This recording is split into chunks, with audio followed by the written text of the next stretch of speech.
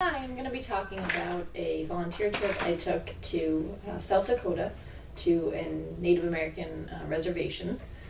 This was just about 2 years ago now, and I went with my mom and my uncle because my uncle's ex-girlfriend is a part of an organization, a volunteer organization based in Massachusetts.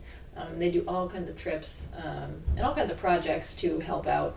And one of their trips was to go to this reservation and help these people who are extremely impoverished, have a really difficult lifestyle. And so we had heard about this from my uncle, and it sounded like a really incredible experience, and I wanted to be a part of that. So the three of us went, along with a group of, I think, about 10 other people. And while we were there, we also were with the organization who has people there throughout the whole summer. So we were just there for a week.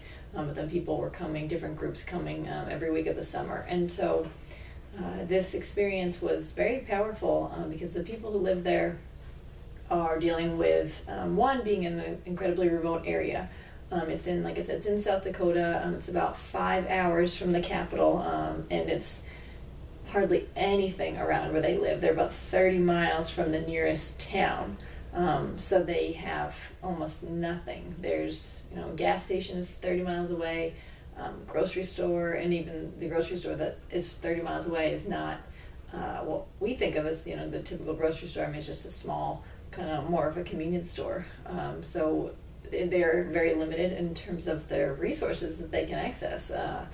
The most basic things, I mean, groceries, gas, that we take for granted.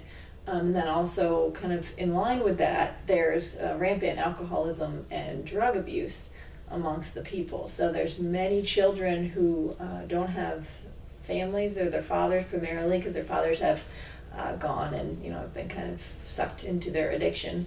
So there's large numbers of people living in one home because families will take in other children.